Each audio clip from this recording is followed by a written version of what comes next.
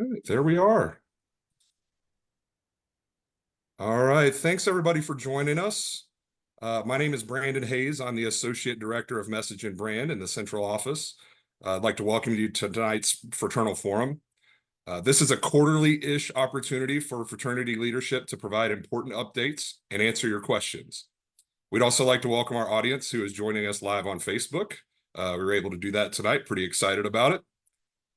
And we're hoping to do that for more webinars in the future. We've had some questions that were pre-submitted. Thank you for doing that. And we'll invite any of you to put your questions in the chat, or if you're watching on Facebook, feel free to comment under the video. So let's get started.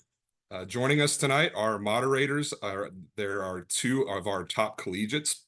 Paul Teeter is the VP of Professional Activities for the chapter at Shepherd University, and he's also a member of the Collegiate Advisory Committee.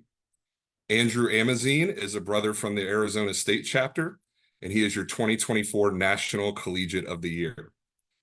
Panelists tonight are Jasmine Flores, Associate Director of Operational Services in the Central Office, Tyler Havens, he's the Director of Chapter Services in the Central Office, Jenna Markowitz, National Organizational Development Committee Chair, and Paul Carpinella, your Grand President. All right, we have our first question. And I'm seeing if Paul is able to join us yet. Yeah, Paul, you're here. Paul, if you're on, take it away. Can y'all hear me all right? Absolutely. Perfect. All right. So my first question for our panelists, we have been having conversations about how to address some unique support in a wide range of chapter sizes. What are some things you're working on to improve these things for chapter leaders? I can go ahead and take this first question. So some of the new support and ongoing support that the chapter development team and the chapter services team as a whole at the central office, we are continuing to provide our chapters specific resources. We are in the process of creating a roadmap that provides specific, like, choose your own adventure in regards to different areas of operational topics. Kind of what Paul was mentioning, a little bit more of chapter specific data. So taking each chapter down an operational need. In addition to that, our team is continuing to provide virtual in-person visits, all in any of the support that we're able to provide.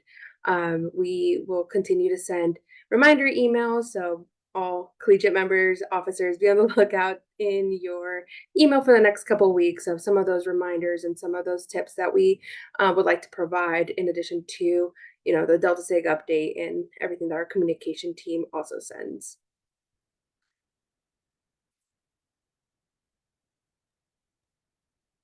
And Andrew, I believe you had one. Yeah, the next question is, at GCC in 2023, the Grand Chapter approved a resolution that supports a more strategic board of directors. What legislation is the board planning on bringing to delegates as a result of that resolution? Yeah, thanks, Andrew. I think that obviously it was exciting development that came out of Houston. Certainly there's been a lot of conversation around our governance structure and very clear direction from the Congress, really to look at ways that we could make it as effective as possible. And how we approached it was really looking at the 3 levels of governance and how we can make each level more effective. And the thought process is, as the level below is more effective, then obviously that works its way up to the board members being able to have the bandwidth to be more strategic. And actually the first part there that goes very nicely into the chapter support pieces and help for resources for or certainly to help Jasmine on the ground level a bit more, is really looking at the volunteer chapter support structure that we have now.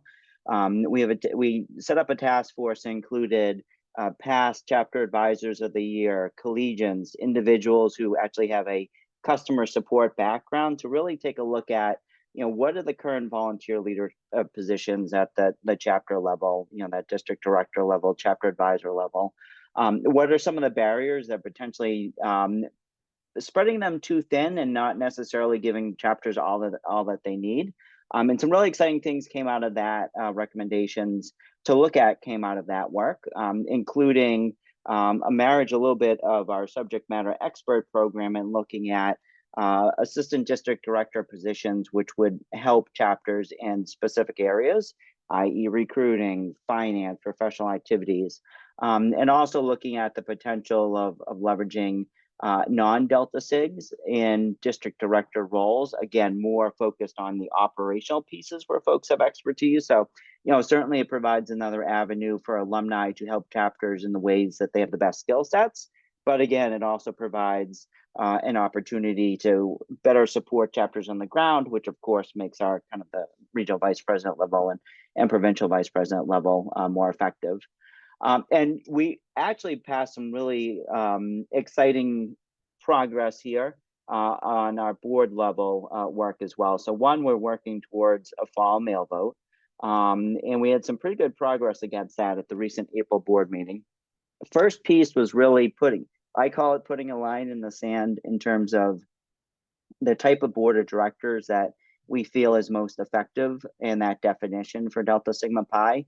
And we aligned on a definition of a strategic board or a governance board of directors that's really focused on big picture, future forward items, while having a staff really to focus on the operational pieces, based on plans that are formed off of the directives and policies for the board. In that was also looking at the competencies that we feel need to be present at the table in a balanced way for the board to be most effective. Those competencies are really around, having an enterprise mindset. So being able to think big picture, having that strategic vision, certainly cultural intelligence in terms of understanding your membership and really the situations that are impacting them.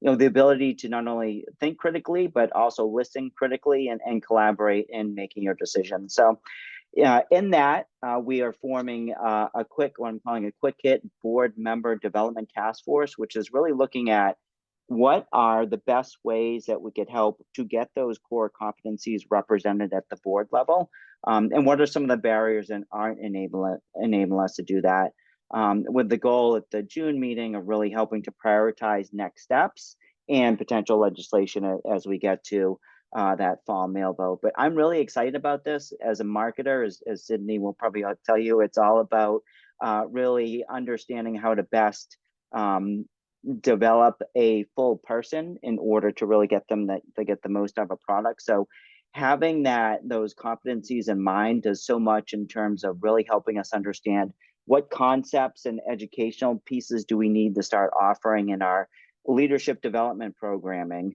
as we start thinking at the board level, all the way down to, how we could get that at the regional vice presidents levels, and obviously kind of, down at the collegiate officer levels as well.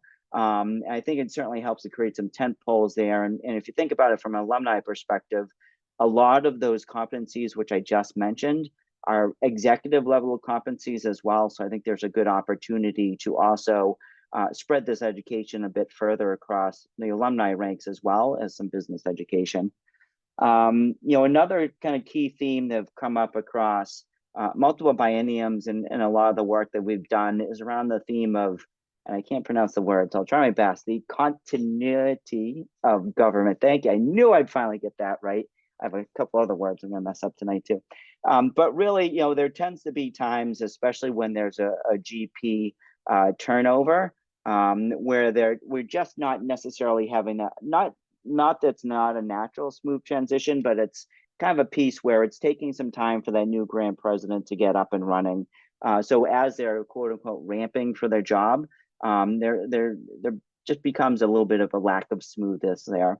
One of the solutions that was identified by the Organizational Development Committee was a grand president elect, I almost said past grand president elect position.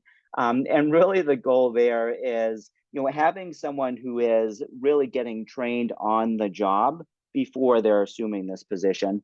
It was, they looked at various other options, and most importantly, they looked at what similar types of organizations are doing Rotary, this is a concept that is very popular and something that a lot of our brother Rotarians rave about. The next step for them is really to put forth a recommendation at the July board meeting of how we can make that reality, which again also goes into that mail vote.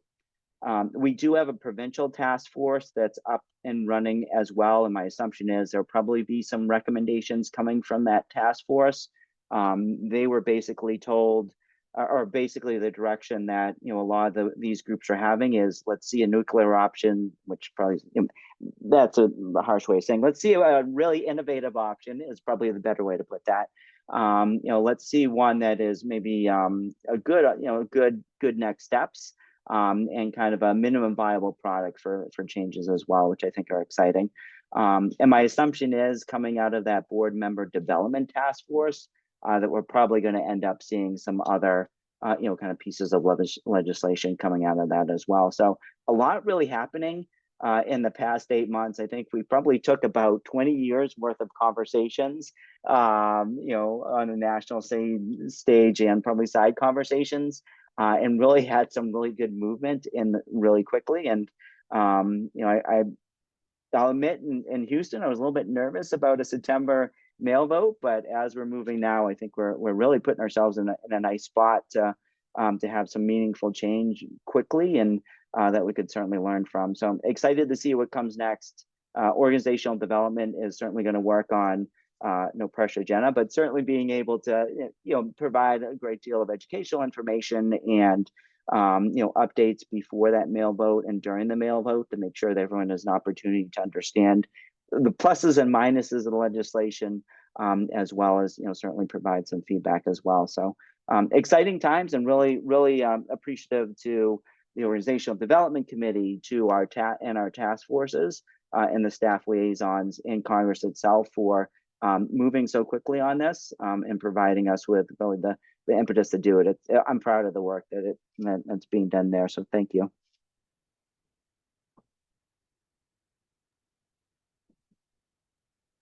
I think you had one come in, Paul T. Yeah. Excuse me. All right. For this next question, our chapter has always wanted more brothers to attend events, but it can sometimes be cost prohibitive. What are you working on to allow more people to attend events, or for leaders to be able to attend more events? Hey, Paul, I can answer that. So I am so excited to speak about the fantastic work that our central office is doing to come up with a new solution.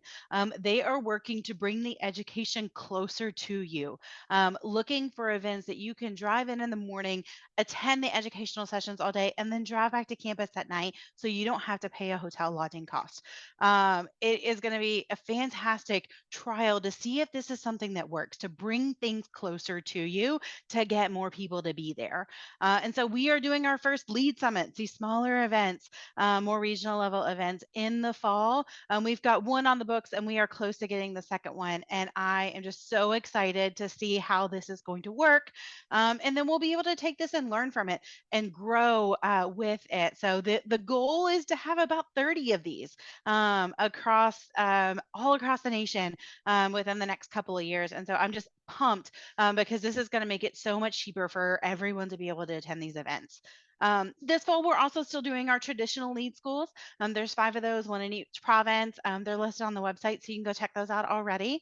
But there's so much great education, so many opportunities for it. And one of my favorite things about these events is this is not Delta Sigma Pi collegiate chapter operations or Delta Sigma Pi leadership training. This is just people leadership training, business leadership training. Some of the topics that we're covering is balance and mindfulness, personal branding, emotional intelligence, managing change. These are all things that the company that I work for has put in and invested in teaching me over the past 10 years. You all get to do it now. And it's so exciting that you can build yourself up and be so much stronger and so much more valuable when you enter the workplace versus some of your peers who don't take advantage of these opportunities to really invest in yourself and invest in yourself really on a cheap cost for attending these events compared to what many of us would pay for conferences. So I am so excited about this. I think it's going to be a game changer to really lower the cost and help all brothers to be able to attend these events.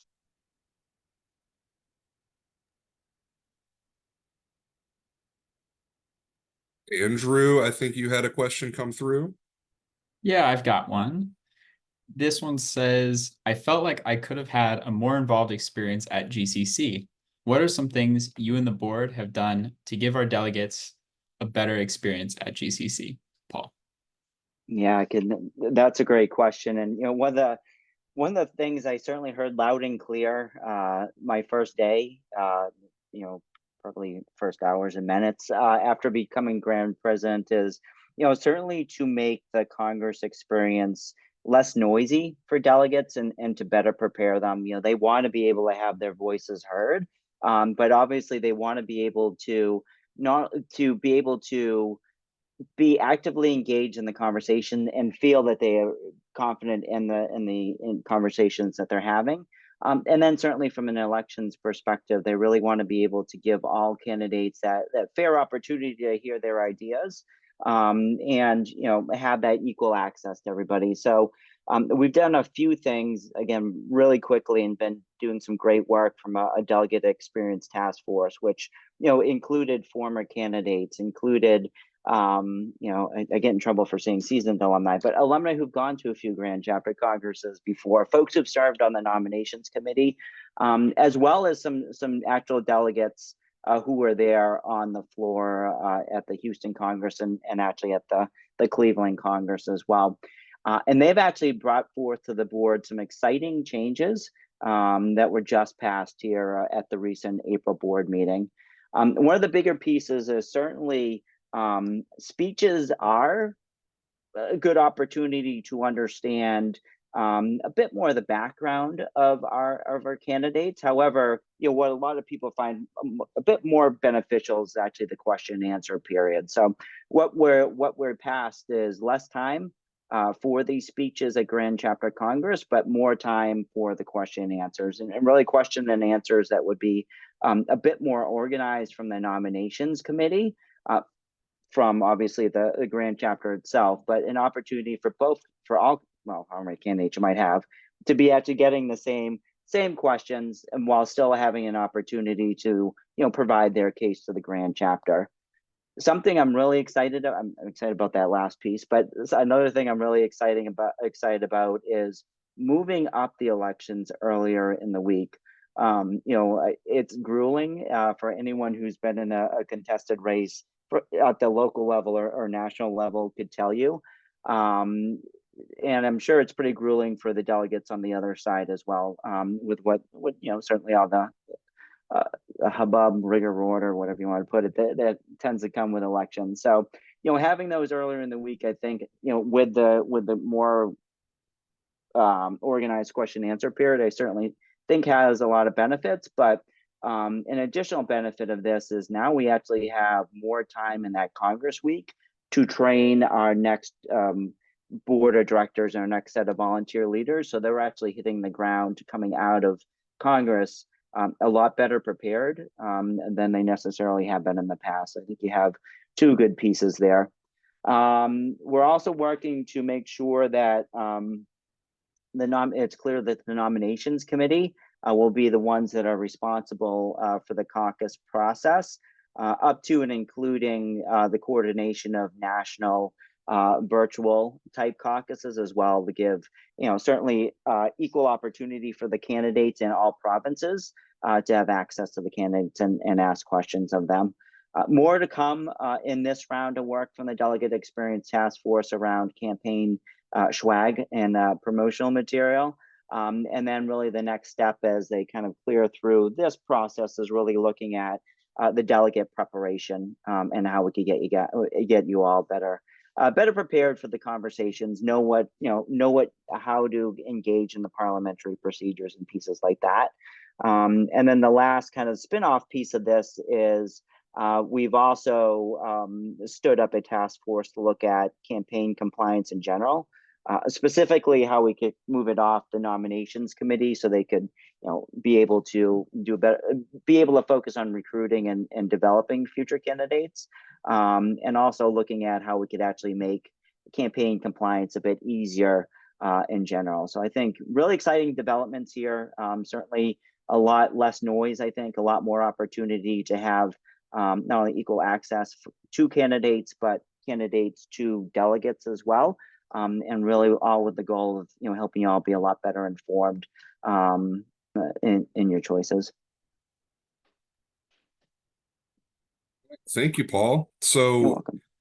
now we've got a lot of time for questions. If anybody has questions, whether you're on Facebook or whether you're here with us on Zoom, feel free to drop those in. If you'd rather do that out loud, you can raise your hand and we can take care of you that way too. So I've got a softball, which we all like those. So let's end it on a good note and let's hopefully get some more questions in. But I'd like to ask all of our panelists, what are you most proud of this year with all this work going on and all the things that you've done in your respective areas? What are you most proud of that you've been able to accomplish this year?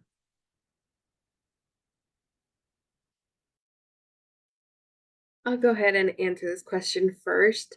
I think I've been really proud of our team taking data from hub reports, from our systems, and taking that information and being able to like lay it all out and provide specific support to our chapters in different capacities, and kind of seeing where are those areas of improvement, or where can we provide additional support, and just seeing uh, the growth and areas that we've provided support in, and seeing that growth within our chapters.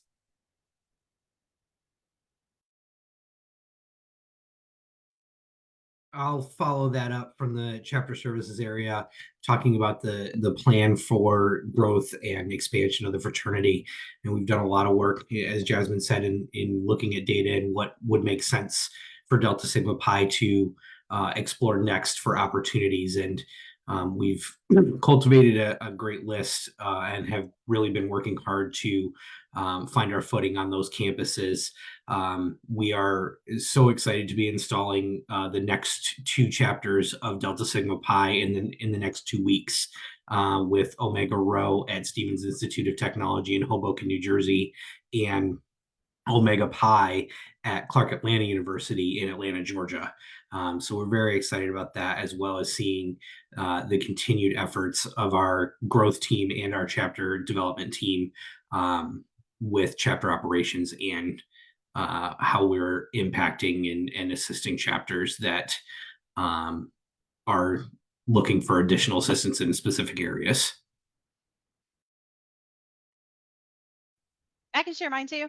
So I am the most excited about lowering the barrier to entry to being a volunteer leader. And we are doing that by making more manageable roles for volunteers to step up and take.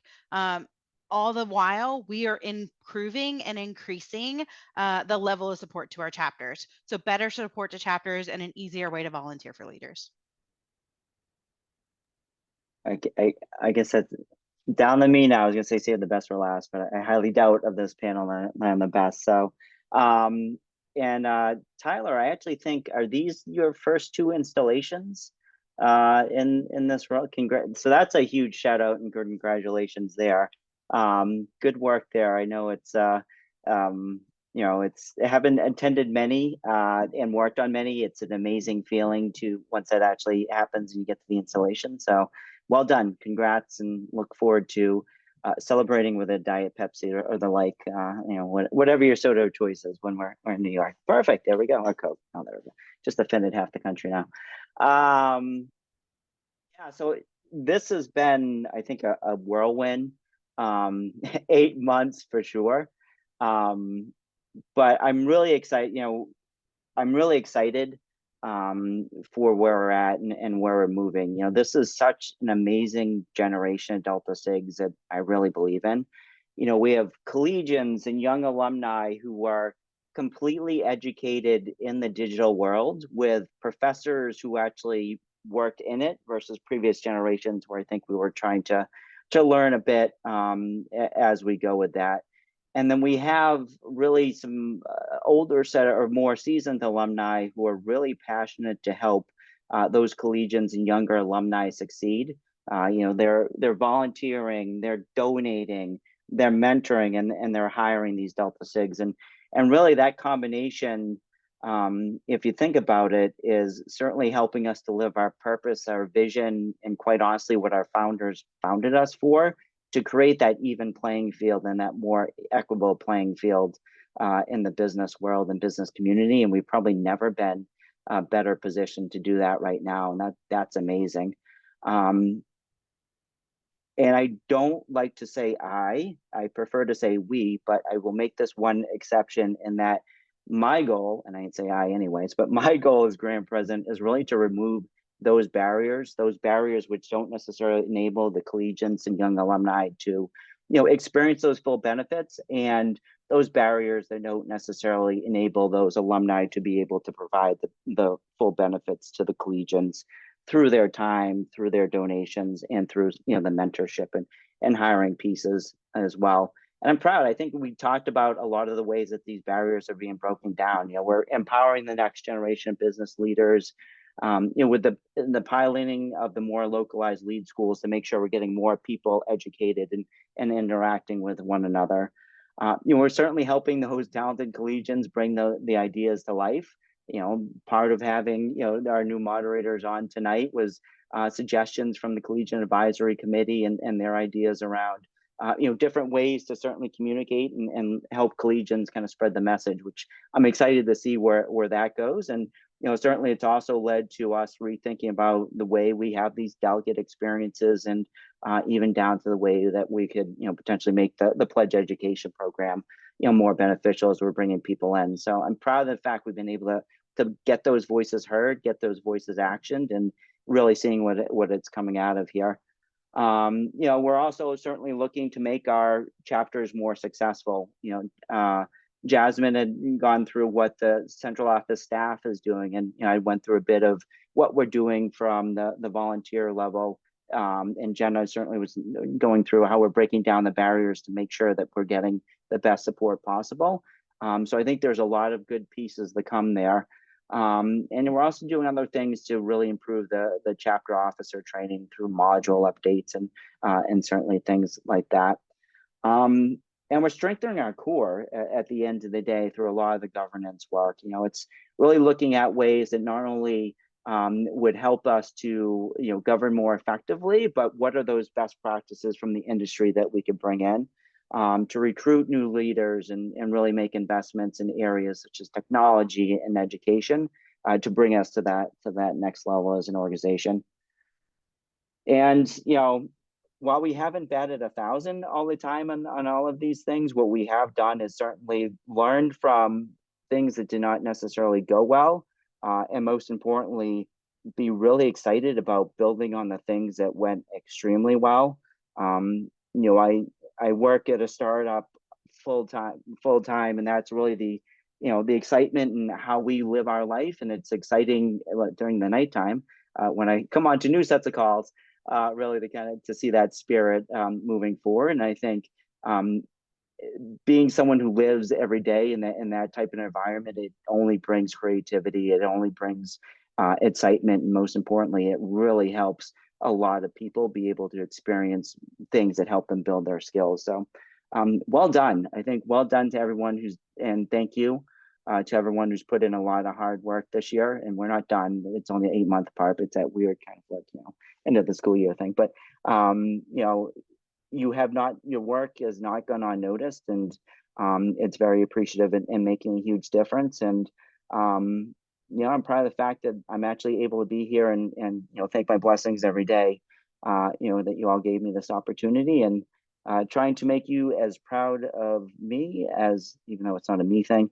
as you are, as I am of you. So that was my motivational speech for the night, but good job, everybody. I'll try not to cry now, so we might as well move on to the next question. Paul picked one up from the chat. Paul T, go ahead. All right. This question comes from Abigail McCoy. She's also a brother from my chapter. Nice. Her question is, Do you believe it is more beneficial to grow DSP by expanding to new universities and creating new chapters, or focusing more on growing the current chapters? I literally had a similar conversation in work around the same topic in terms of how do you grow a business? Do you expand a footprint within current customers, or do you look to bring in new logos, so to speak, or new chapters? The answer I gave that person, who was actually a job candidate, which I think she was trying to figure out how far of runway we have, was you have to be balanced in your approach. You have to certainly be able to protect and support the current chapters that you have up and running by providing the dedicated resources on the ground at central office to be able to do that, which obviously the team has done very well. But you also have to be balanced. You certainly can't grow as an organization. You can grow as an organization by growing membership at chapters, but you don't necessarily grow in influence if you're not also expanding to the different campuses that you're going. I think there's a lot of benefits that come there in terms of diversity of thought, more potential for job opportunities, more kind of growth and influence across the country. So my mentality towards it, and the mentality that we've been doing as an organization, is that balanced approach. And I think to Tyler's credit and to Jasmine's credit as well, they're really looking at ways that we could combine some efficiencies there between the growth side of the house and the support side of the house. The growth consultants not only are working on identifying and really helping to expand our presence on other campuses, but they're leveraging those expertise to help with recruiting for other chapters, as for current chapters as well. Certainly on the growth side there, or the support side, a lot, as soon as they come right over, Tyler actually did a great job of explaining, here's the support tiers when some questions came up, like here's the type of support they could expect, and really being able to leverage that as well. So I hope that was not a long-winded way and not a fence way to answer the question, but I definitely think the balanced approach is probably the approach that that will benefit us in the long term. Well, we had one that came through, actually two that I'll kind of try to mishmash together that are probably more appropriate for Jasmine to answer. And they have to do with the Pledge Education program. So this one says, now that we've been using the Pledge Education program for a few years, what updates can we expect to see? And then the other one, there was a mention of the Pledge Education program and officer modules. So if you could touch on both of those. Yeah, no, thank you. And I know Paul mentioned them real quick, and I was like, yes, some of those updates as well, including our new vision statement for one that will be within the updated Pledge Education program. But in addition to the initial question that I received of providing different options for chapter size, so providing activities based on your chapter, your specific pledge class, like how many individuals are within that room, and providing an opportunity of choices within activities of what is being conducted within those individuals. Now, the broad educational outcomes will remain the same, but I think there will be an update with the different activities within each pledge meeting, and that is ultimately the goal. Like, we have heard and heard feedback from our collegiate advisory committee. We have heard feedback from our collegiate members while having conversations on the road, and kind of taking some of that and making those updates. And kind of the same with the officer modules. We have also taken some feedback from the collegiate advisory committee, which thank you all so much for taking a look at those, of putting a different lens on of what are some of those missing pieces, or what are potential updates that can be made within those modules. And then beyond that, like, yes, this is the officer module that provides a very brief, this is the position, but what additional resources are needed, or what are we able to provide from our end, from additional resources from our leaders and everyone else that Jenna and Paul mentioned today. We had one as a volunteering question. So Jenna, you may be able to hop in. Paul, you may be able to hop in. For those looking to get more involved with the fraternity, how would you recommend they get started?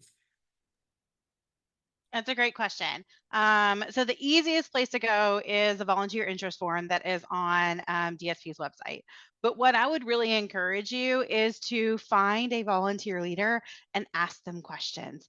Tell us what you're interested in, what's your passion, and we can find you in the right spot. So your RVP is a fantastic resource for that. Your PVP would be a great resource. You can email me, and I'd be happy to work you through it. But it's not just about volunteering, it's being on the right seat on the bus.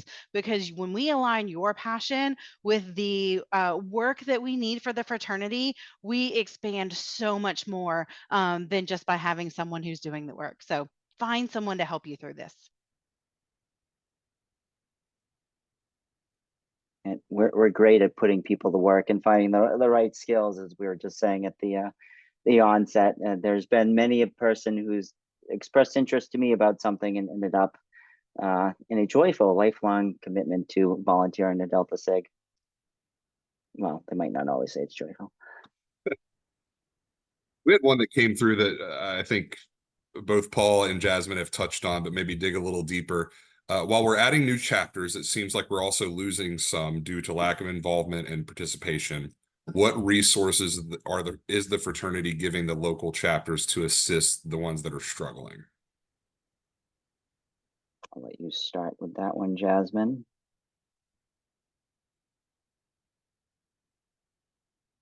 You want me to start? Oh with yeah, that? I'll let you start with that one. Sorry. Yeah, no, absolutely. You're the real stuff. Yeah. Yeah. I think the major piece is reaching out, right, and asking what are some of the opportunities that we're able to assist. We are always available. hub@dsp.org is the email that we all view. We're happy to hop on a call and kind of brainstorm and provide the resources that you might not be aware of, in addition to your local leadership and kind of connecting of what are we able to assist with, what are your local leaders able to do on the ground, and just finding the best opportunity to provide those resources from finances, recruitment, or whatever may be needed. And kind of what I mentioned earlier in regards to the future of the health indicator, we're trying to find those points and reach out a little bit earlier of saying like, hey, like we've noticed you haven't submitted any events, like are there other things going on, and trying to find trying to answer those questions before they become a bigger issue to solve. Yeah, I we're definitely seeing it. I think we're cognizant of the situation certainly that's going on here. And definitely the chapter support team is putting together some really quality things quickly in the short term that Jasmine had just mentioned to best support. And certainly a lot of work that the organizational development committee is doing around the district director and chapter level support pieces there as well are really designed to be provide chapters with the unique support that they need at scale, so to steal a startup word, at scale as well. So really that customized support there. So we're trying to address it in two fronts. What are the things and the resources that we and the skills not the skills and the dog's coming, so that we have now that we could get to work really quickly, and then what are the longer term pieces.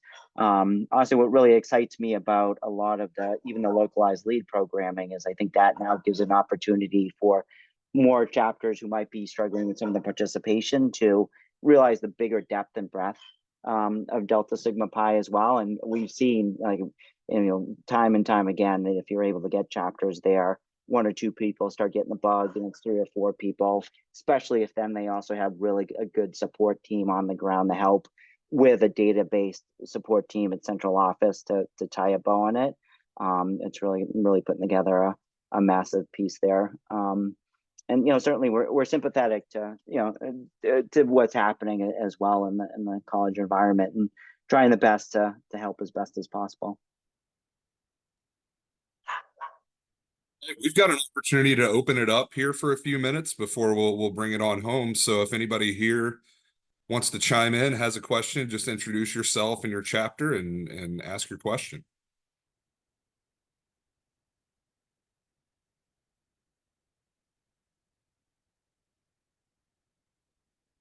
All right. Going once. Paul, when we talked about this event, I believe you had a couple of things, just general updates you may want to give before we end the meeting. Yeah, absolutely. So some fun stuff coming down the pipe. Obviously, next week is our Alumni Day celebration. So we have a full week of programming planned, kicking off Monday night with our I saw an email that was a cocktail party. I don't know if it's actually being advertised as a cocktail party, so I'm just going to call it a Founders Day kickoff celebration at 9 p.m. Eastern. So it will be a good way for us to really start the celebration of alumni this week and really enjoy the general Delta Sig cheer. We have our Alumni Day Drive, which is taking place the 23rd to the 25th next week, and that's our looking to break records again on our annual fundraising. And the funds raised during this drive will go directly to help the Leadership Foundation's annual fund. And that is the fund that certainly helps to fund the educational program and the lead events and things like that that are most directly kind of impacting collegians. We have our end of the year CMP deadlines. So certainly make sure that that you hit those and are aware of those. And Jenna had mentioned the events, so certainly be on the lookout for event registrations and announcements coming up and working quick. And then don't forget about Grand Chapter Congress in beautiful downtown Palm Springs, California, and hot Palm Springs, California. Should be a fun experience with all those fun changes that we just talked about. So save the calendar for August 2025. I think it actually might. You know what? I would love to say I completely remember the dates, but I can't off the top of my head without my script. I think my birthday might be involved there somehow. It's August 15th. I feel like it usually overlaps. So looking forward to that one. That was actually my first Congress. So be a full circle moment there. But yeah, those are the big updates for tonight. Did I miss anything? I usually miss 4 things. So feel free, everybody. Oh, and as Tyler mentioned, we do have 2 new chapter installations. So if you're going to be in Hoboken, New Jersey this weekend, come to the Stephen Institute technology installation. Again, Tyler's first in this role. Congratulations. And then we have another installation quickly following the weekend of May 3rd, right? Or is it next weekend? Next weekend? Okay. See, no script. This is what April happens. 27th for Clark April Atlanta. 27th, Clark Atlanta as well. So well done and congratulations to all those groups as well. And congratulations to our graduating seniors. You can certainly go online to not only kind of identify, oh, it's not during my birthday, to certainly understand kind of what the alumni chapters are out there and make sure to make your contact information is up to date so you can see all the great events and updates that are happening down the road. And my advice to graduating seniors is, get settled in your career, and certainly, leverage us to be able to find those mentors as you're getting settled into your career.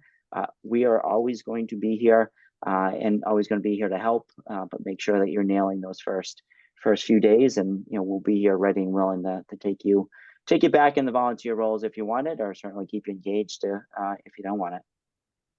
And those GCC dates are August 6 to 10. Not even by my birthday. Sorry. Sadly mistaken. I will be at home Thank you, for my Gail. birthday. Yeah. Cards are welcome to P.O. Box. I'm just kidding. Thank you, Gail. Only one final shameless plug from the central office. Make sure you're following us on our social media channels at Delta Sigma Pi. We especially love to see your accomplishments. So if you're here and you're active with a chapter, please make sure you're sharing any accomplishments or any events, community service that you're doing. We've really enjoyed seeing that, especially here towards the end of the school year. So make sure we know about that, and we would love to feature you in some way. So I forgot one thing, Brandon. I'm sorry. Of course, yeah, go ahead. So I told you I did not look at the script. But no, big shout out to Brandon and the comms team as well. I felt bad when we were first talking about this because I'm like, I'm done 1,000 of these. So I was trying not to intimidate him, but you did an amazing job, Brandon. Very well done organizing and bringing the faces and everything to life. So a lot of good things to build off of this, and great work in really the way that you are leveraging, that your team is leveraging social media to keep us engaged and really help us see the depth and breadth of the network. So well done. As a fellow marketer, I applaud you, and as a Delta Sig, I especially applaud you. So good work. Thank you so much, Paul. Appreciate it. All right, I think that concludes everything. I think we got to it all. Again, thanks for attending. We'll be doing another one of these here in a few months, and then again, just keep following along on social media and our website. Thanks again for joining us. Have a good night. Thank you, everybody. Thank you.